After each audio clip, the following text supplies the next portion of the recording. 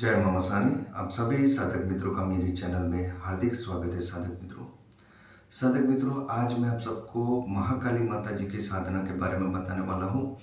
ये कवच है। इस कवच को आपको नवरात्रि के अंदर आप इस कवच को सिद्ध कर सकते हो।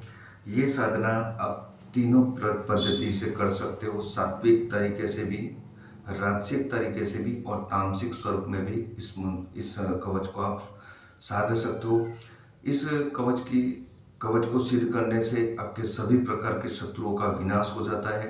अगर आपको पुत्र प्राप्ति के लिए अगर ये कवच का पाठ करते हो तो भी आपको पुत्र की प्राप्ति भी हो जाएगी, लेकिन उसमें आपको विनियोग यानी कि संकल्प इस प्रकार लेना पड़ेगा। ठीक है, मैं आपको बता देता हूँ। ओम अस्य श्री कालिका कवचस्य भैरव ऋषि अनुष्टुप छंद श्री कालिका देवता शत्रु संहारार्थे जपे विनियोग।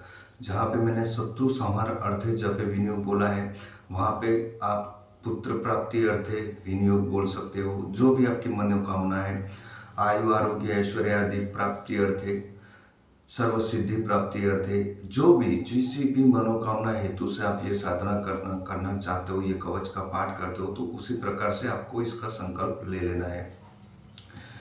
तांबे के लोटे में शुद्ध जल लेकर वो जमने हाथ में उंजली में लेकर फिर आपको इस प्रकार से विनियोग करना है। जिस भी हेतु से आप ये साधना करते हो उस हेतु को आपको विनियोग में बोल लेना है। ठीक है, फिर वो जल आपको धरती पे छोड़ देना है। फिर आपको पुष्प एवं चावल उसमें थोड़े कुमकुम डाल के फिर आपको ध्यान पढ़ना है। ध्यान इस प्रकार आपको बोलना है।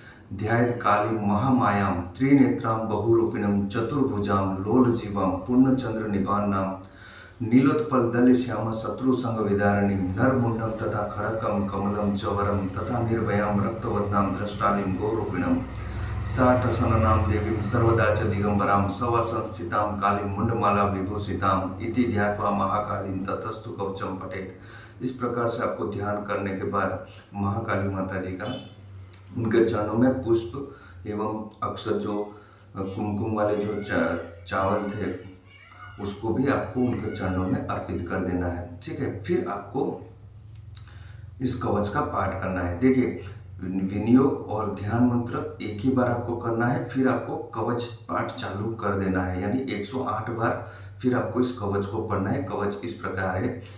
ध्यायेत् कालीं महामायां त्रिनेत्रां बहुरूपिणीं चतुर्भुजां लोलजीवां पूर्णचंद्र निभान्नां नीलोत्पलदले श्याम शत्रु संविदारिणीं नरमुंडं तथा खड़कं कमलं च वरं तथा निर्भयां रक्तवदनां द्रष्टालीं गौरूपिणीं साठसननां देवीं सर्वदा च दिगंबरां सवासंस्थितां कालीं मुंडमाला विभूषिताम् इति ध्यात्वा महाकालीं ततस्तु कवचम पठेत्। ओम कालिका इस प्रकार पढ़ना है। ओम कालिका गौरूपा सर्व काम प्रदा शुभा सर्वदेव स्तुता देवी शत्रुनाशम करोतु मे। ओम ह्रीं ह्रीं रूपिणी चेव राम ह्रीं राम रूपिणी तथा रम ह्रीं सोम सोम स्वरूपा सा सदा शत्रु विदारेत। श्रीं ह्रीं ऐं रूपिणी देवी भवबंध विमोचनी हुम रूपिणी महाकाली रक्षस्मान देवी सर्वदा यया शुंभो हतो देत्यो निशुंभ महासुर वैरिनाशाय वंदे ताम कालिकां शंकर प्रियां ब्राह्मी सेवी वैष्णवी च वाराही नारसिंहिका कुमैन्द्री च चामुंडा खादंतुमं विद्रीश सुरेश्वरी घोर रूपा चंड मुंड विनाशिनी मुंडमाला व्रतांगी च सर्वत्पातु मां सदा। ह्रीं ह्रीं ह्रीं कालिके गौरद्रष्टं रुदिरापुण्वक्त्रे च रुदिरेण वृतस्तनी। इस प्रकार से आपको इस कवच को पढ़ना है।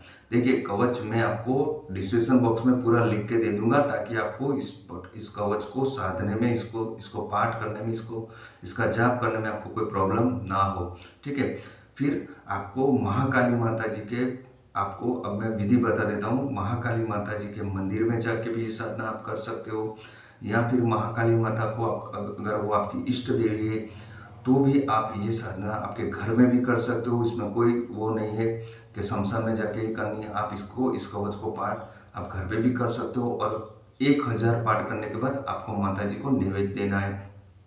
अगर आप आपके घर में तामसिक स्वरूप में उनको देते हो, बलि आदि देते हो, तो भी आप इस कवच का पाठ करने के बाद आप दशहरा के दिन ये कर सकते हो।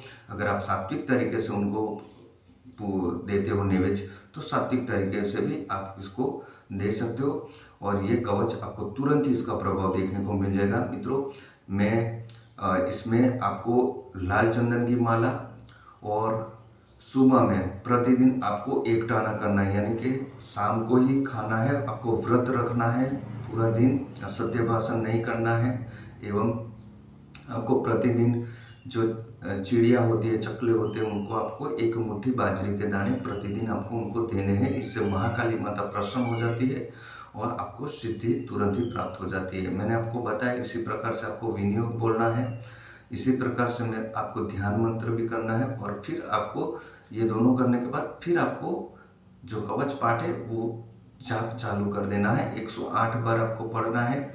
गौमुखी के अंदर माला रख के ही आपको साधना करनी है। इससे आपकी साधना तुरंत ही सिद्ध हो जाएगी। ठीक है। और मित्रों, इस साधना से संबंधित और कोई जानकारी चाहिए या फिर कोई और साधना से संबंधित आपको कोई जानकारी चाहिए तो आप मुझे व्हाट्सअप कर सकते हो। मैं डिस्क्रिप्शन बॉक्स में मेरा व्हाट्सअप नंबर दे दूंगा। साथ ही साथ मैं इस कवच को पूरा लिख के भी आपको व्हाट्सअप में डिस्क्रिप्शन बॉक्स में लिख के दे दूंगा, ताकि आपको इस कवच को पाठ करने में, इसको साधने में कोई प्रॉब्लम ना हो। जय मां मसानी।